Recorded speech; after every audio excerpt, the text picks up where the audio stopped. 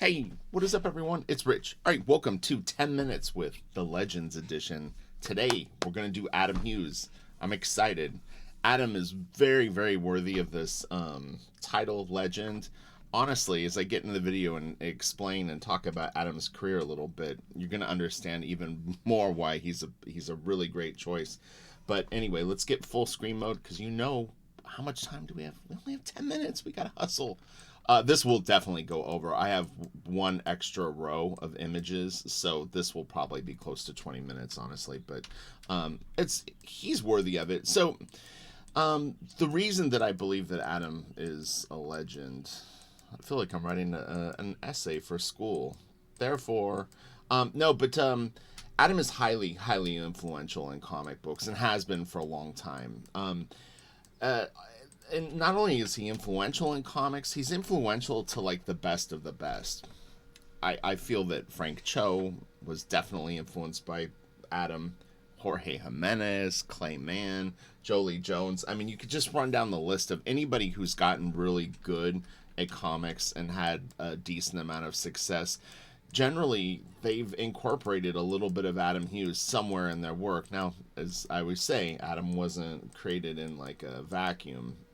He's one of those artists that actually is able to assimilate his influences quite well, and it always definitely has an Adam Hughes vibe to me. The way that he draws faces, his thickness of his line. There's a lot of things that does that, but he's very openly influenced. Kevin Nolan, Mike Mignola. I mean, he loves Steve Rude. Obviously, this piece has got some Muka, but I mean, he's got tons and tons of. He was influenced by Travis. So I've got sketches, I've got covers, I've got colors that he's done, the whole enchilada. So Adam, sorry, my friend is texting me. We were talking about Buckethead. um, uh, the so I wasn't going to share the whole story, but it kind of fits in this thing. So Adam came to WildStorm in like 1995 or 1996, and I was lucky enough to share an office with him, J. Scott Campbell, Tom Ranney, and Alex Garner. Generally speaking, it was only Adam and I working in the studio. We kept the most normal hours, so we were like, come in at 10 o'clock in the morning, 9:30 in the morning, and kind of work a full day. And other people had just kept kind of different hours. But uh, Adam had he brought along with him about 5 sketchbooks, and they're the Strathmore ones that you can get at like Aaron Brothers. They usually have green or brown covers. I think the dimensions is maybe like 12 by 16, 12 by 14, not the super huge ones, but the kind of the next size down. But he fills sketchbooks with stuff like this. Not they're not always finished. Sometimes they're just figures. I think I have some. I mean, he's done a lot of sketchbooks for Comic Cons, and there's magazines and stuff that have documented this. Some of the stuff is gone for auction, but he really almost never draws bad. And so the only reason that it's of note, maybe in this video, is Adam really was the first person to ever encourage me to pencil comic books. Was a funny story. I've definitely shared it in probably any video I've ever done of Adam. But we were sitting and working one day, and it was just he and I in the office. And he goes, "Hey, Rich," he goes, "Can I ask you a question?" I was like, "Yeah, sure." And it was kind of a weird way to start a conversation. But he goes, "Why do you ink?" And I was like, "Well." And really, the honest answer was it was a job for me. I could have easily have just gone into like painting houses or doing furniture restoration or something goofy like that, just like a normal job. But I ended up seeing inking as a profession and just kind of got into it that way. So I didn't go into inking as like some way to express myself as an artist. I just did it because I was good at art and figured it would be something that I could do, like learn and be able to make a living doing it. So anyway, but it is as much as that conversation really kind of got the wheels turning for me in terms of like, well, maybe I should give it a shot because I'm definitely more of a creative person than a team player when it comes to art or just any kind of thing like that. I like to make things up. I honestly do think that seeing Adam's sketchbooks kind of messed me up too for a long time because I was already a very, very picky and very critical of my own art, and I have been like that since I was a little kid. Nothing was ever good enough when I would draw it, and being around people like not Travis, but J. Scott Campbell, Adam Hughes, seeing how well they drew all the time, definitely set the bar even higher in my head. But anyway, we'll get back to Adam now. But I thought it was worth sharing because it's kind of an interesting thing. But so Adam's done long series of cover runs, which actually, funny enough, that is the name of his art book. Fit perfect, right? But he's done Wonder Woman. He's done he did Tomb Raider covers, not for DC. Catwoman. I'm trying to think of some others. He did some Witchblade stuff. But I tried to grab a little bit of everything. One thing that Adam really kind of got into was like inking superhero costumes and lighting them in a way that really, I think maybe he's also a fan of Michael Golden. So I think it originates from a combination of things. Is he's just as into like Gil Elfgren and real famous like Cheesecake George Petty probably and all those classic illustrators, but he Norman Rockwell, he brought in a lot of a new way of like lighting spandex and vinyl and stuff like that hadn't been seen, and I see that everywhere. Everyone, well, not everyone, but many people that work digitally mimic that look. But man, just even doing the video, I can think of so many more people that have been influenced and inspired by Adam. So it's he's a legit legend. Oh, and that was what I was going to say too. Is not only that, but Adam has kind of always been respected, which is unusual in any kind of career.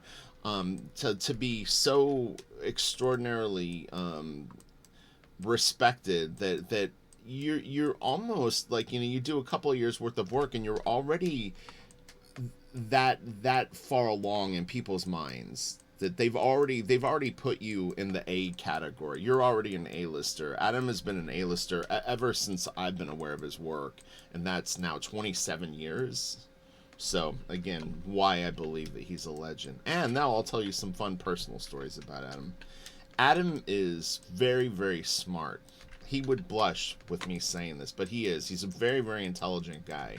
And a real interesting guy. And he's very, very passionate about the things that he gets interested in. And he's also very, very funny. Just naturally has like a wit about him that is really, really clever. And I see people sometimes try to mimic his humor in like pinups and stuff like that.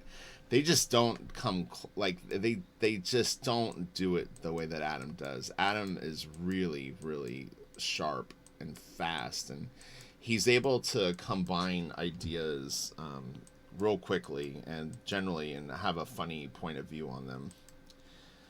I also like that he stuck with cheesecake.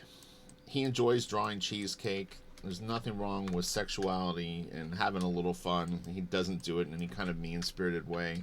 I like that he stuck to his guns, because when you do anything where you're making characters attractive, there are definitely times when people will not appreciate that. Her boobs are too big. Why is her ass hanging out? All this stuff. I mean, it's fantasy. This is my take on it personally. Is I don't look like a superhero, and I don't get concerned when Superman has a nice head of hair and he's ripped and he's handsome and a perfect person. So it's kind of what comic books is. It's escape and fantasy. So mellow out. I love this cover. This was really, really difficult. I have folders and folders of Adam's stuff that I've saved over the years, so I definitely have one without the thing. This was really difficult to find online in black and white or in color, and it really is one of my favorite Tomb Raider covers that he did. It's just, man, when he did this piece, I was like, God damn, he's bringing it. Yeah, it was surprisingly hard to find in 2022. Because he's posted black and white versions of it, and also just the colors without any of the logos and stuff like that. Again, I have it. I'll definitely do a spotlight video on Adam. Adam would be a great guest on the show. I would love to interview him, and I feel like he would maybe do it.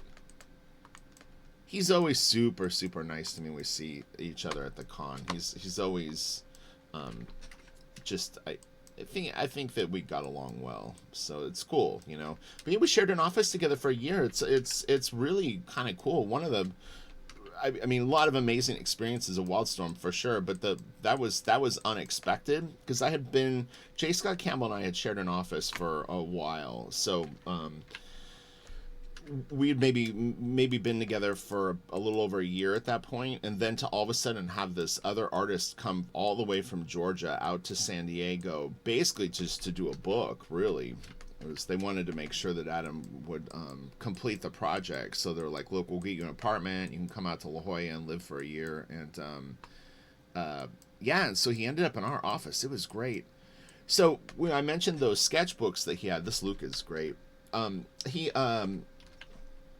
J. Scott Campbell and I made photocopies of everything. So I have binders full of all the Adam Hughes sketches from, I don't even know how many years worth of sketches it would be, but very, very cool. I could definitely snap some photos of it. Some of it's been online, a lot of it hasn't. I mean, but they're all really interesting. Like I said, he really never drew bad. And so I between him and James Jean, I think those two guys, their sketchbooks really, really messed me up, because like James Jean's sketchbooks are kind of like Adam's, where it's like everything looks awesome. And yeah, like I'd already been so picky about art, to have those guys as sort of role models really was like, oof. Adam, I think really made the Copic marker thing a big deal too. I think that he definitely was inspired by Travis's X-Men Wildcats work in terms of the washes that Travis was using. Travis wasn't using Copics. Adam took to Copics and really made it hot. And so I kind of attribute those two guys to this whole craze that now has been going on for 20 years, you know. It's like the norm. But you know, you can see the fine line work and stuff like that. Really, really cool. I mean, Coipel uses it. Lanil uses it. I mean, it's like you can really see where all this stuff kind of came, how it kind of all links up and inspired. This is great. I'm going to do the saturation. I saw a version of this that was super hot with color, and it actually looked pretty cool. So I'm going to... It may not really look like this, but it looked pretty good like this. Like a little more sort of... But this is a big, big scan. Oh, man. The way he does buildings and stuff like that is so cool.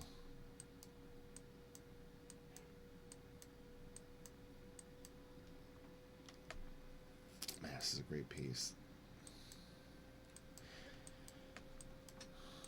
Now that's a cover. It's about 2012, 2013. That's crazy. It was done so long ago. Oh, this is nice. This is like kind of like a commission. I think I may have been used for a book cover. Sometimes he would use pieces like this for actual published work. But man, God, the freaking, he's just delivering the goods. Stuart Immonen, I think, is influenced by Adam. Terry Dodson. I could see Pepe Larraz. It just goes on and on. Like I said, when you're really good, at some point you've probably brought in a little tiny touch of Adam Hughes somewhere. I'm definitely influenced by him. I don't know where it comes through in my work, but for sure, I'm sure that there's something. I liked he's not doing it here, but Adam was one of those guys that, like, when hands or feet would touch stuff, a lot of times he'll make the line vanish, and I definitely I think I picked that up from Adam, sort of the bleeding in, you know, like where like this sort of fades into itself, or he is not doing it a lot on this piece because he's trying to make it pop. Adam's definitely influenced by Drew Struzan too. Been tempted to do a Drew Struzan video, honestly. I've done a few, but this is great too, man.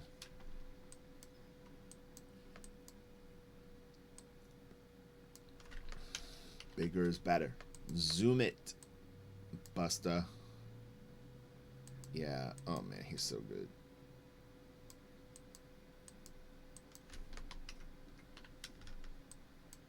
Ooga.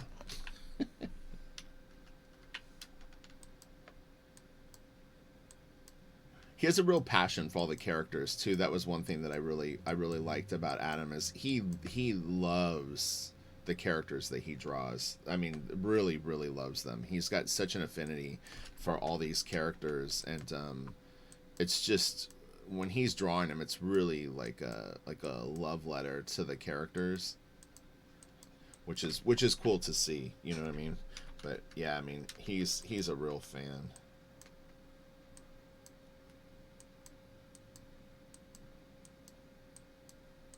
That's so nice.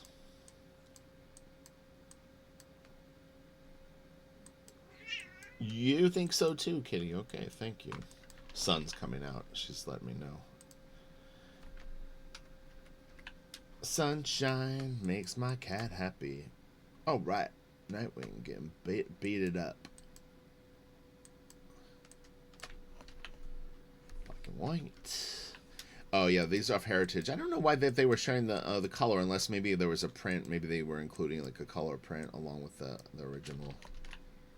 This is interesting. So this is from a piece. You'll see he kind of is doing the line decker thing where he did some partial studies of different parts of the like isolated studies to just basically try fold patterns, lighting, shading, whatever it is. This is cool. You'll see the piece, I guess, last. This is really neat.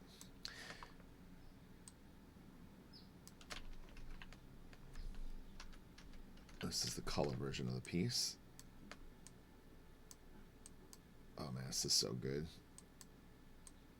They're too skinny. This is coming from a fat guy. No, I'm just kidding. God, man, this piece is so good. It really is. I love the way that he drew both of them. Their bodies are so great. The hands are awesome too. Very line decker. Oh man, Adam is the bomb. Here's the Copic version of it. God, their faces are great. You think so too? I know, Kitty. You love Adam Hughes. Had to throw in a little bit of Ghost. How could you not? Ghost actually was before I was collecting comics, so I have them, but I bought them probably as back issues somewhere.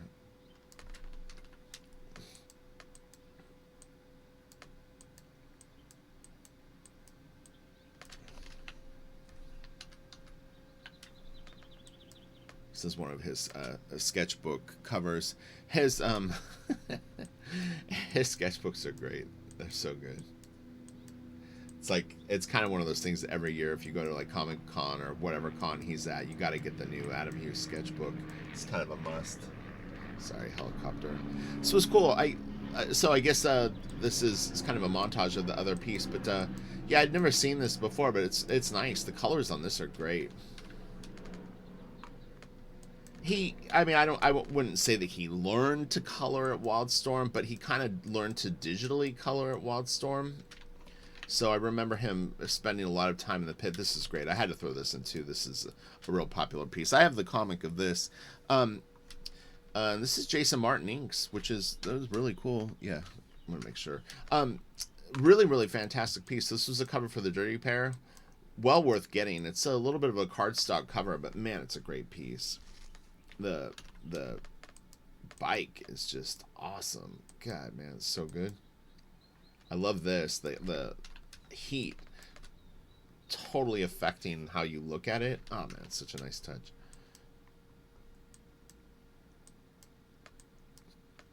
And that kind of thing could get away from you too. So here's some more of his sketches. You see why I'm a head case? It's stuff like this. Like, imagine. Like, so I get to WildStorm. I mean, I'm literally just coasting on fumes. I can control a brush. I know how to use a Hunt 102. I have basic techniques down that are sort of monkey see, monkey do approach to inking. You know, it's real surface level knowledge base, but I've got a decent amount of natural ability. I can control tools and have a neatness to my stuff. But like, you go like, yeah, I should try to learn to draw, and then you're like, this is kind of like in your mind, you're going like, all right, well, I need to be doing stuff like this. It was really like, I didn't acknowledge it at the time, but it was definitely causing me problems over the years. Looking back, like I said, my own personality mixed with like a high level of skill around me really did a number on me. This is great. It's just a detail shot of the piece. It kind of like looked a little like maybe it was higher res. So this is cool. So this is interesting too. Is this is a cover for the book that Chris Bacalo and I did with Stan Lee. So this was a variant cover for Just Imagine Catwoman. But really, really great. You know, you kind of got this Michael Golden type background. Now, nowadays, a lot of people that do backgrounds and stuff like this, I mean, we'll say that they use tools. I won't call it cheap. As far as I know, when Adam would draw this stuff, I mean, he actually would lay it out, and he just knew that if he put little circles for windows and stuff like that, it would work out. And if you do enough of them and on these rectangle shapes, you get a very, very cool looking building, like nighttime scene. There's nothing really on these buildings that's overly hard to draw, so it's just doable. It just takes time, but now, a lot of people will just trace over models and try to hide the fact that they're doing it. But Adam really would probably, as far as I know, drew all this stuff. So, not to say that he'd never use reference, because Adam definitely would use reference if he needed it. In fact, he was pretty aggressive about it. I had never noticed this skull back here. That's really cool. This is a great piece, man. But yeah, that's the kind of where you want to be, is that you could go either way. When you use reference, it makes your stuff better. But if you don't use reference, you're not going to completely come off the rails and not be able to do anything. Some creepy stuff in the background here. Is this like, this looks like a skull too? I don't know if it's this, just like that or what. That's some weird shit. Adam, what are you up to, dude? Trying to scare us. Man, it's a great piece. The only thing that makes me sad about Adam's book is he does such great covers that you definitely sometimes wish that he would have told the stories inside. I thought this was nice. I've never read a Barbware comic or anything like that, but I thought it was kind of cool. She looks tough to me. Like, this is like a Harley Quinn type character that looks like she could kick some ass, but is also kind of, got like some sexiness to her. The back got kind of flat. Like he needed to curve the text on the bat, is it's really, really flat right there. Sorry.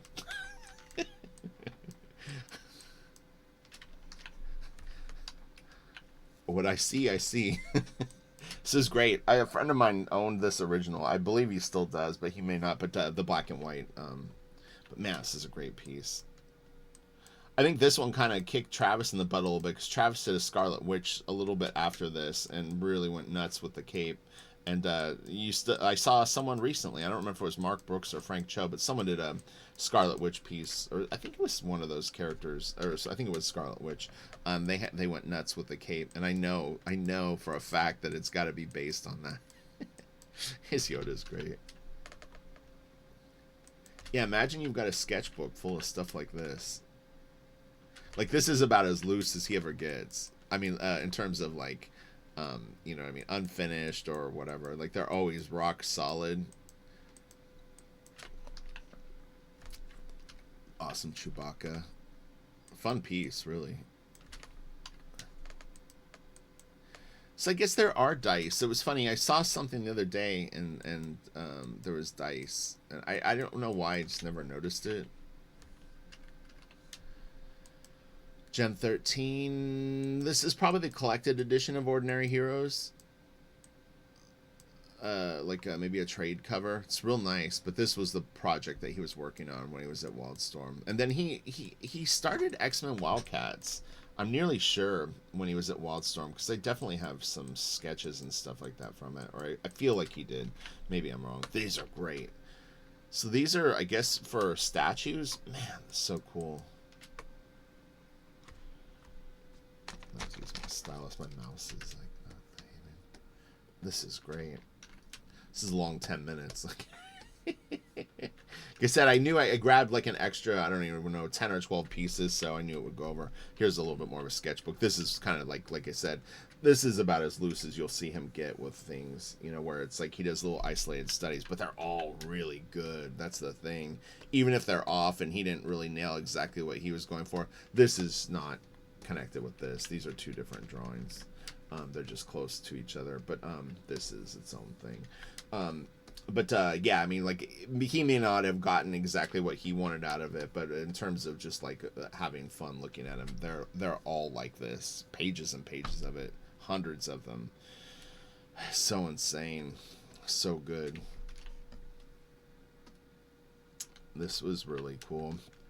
This really kind of raised the game, I think, too. I remember when he did this piece, and this was kind of one of those ones where I think all artists went like, okay, this is the new norm now. We've got artist X is going this route, artist Z is going this route, you know, all the big dogs. Woof. Oh, hold on. It shed two. I don't even know why. That was weird. Oh, maybe not. I'll show you what it was though. No, I guess that was the last one. I was thinking, what did it do? That was weird. I think it showed me this for a split second. Yeah, it was like just for a glancing second. Sorry, you guys have a great day. That was those 20 minutes with Adam Hughes. We'll call it 10. But all right, I'm not going to do Super Fun Sunday tomorrow, but there's been some really awesome suggestions for Legends. So this is another idea I had. When we wrap up the Legends, I wanted to do this as a series of videos. Character, like, it's artists that have like how do I explain it? Like the energy of like Bisley, but we've done Bisley already, so he it wouldn't be like him, but real aggressive art, you know, art that's like got a lot of energy and like power and stuff like that. So it's gonna call it like balls. Like, I don't know how I can exactly title the series, but I'll come up with something. But yeah, I thought it would be fun, something different, like Mark Texeria kind of, you know, like that kind of vibe. Artists that just like, they grab art and like shake it to its core, because I think a lot of times people associate quality with like neatness, precision, and stuff like that. But I thought it would be fun to do a run of artists that throw that out the window, but still draw at a high level, but it's way more aggressive. So I think you get what I'm saying. But all right, I'll talk to you guys later. Have a good one. Bye.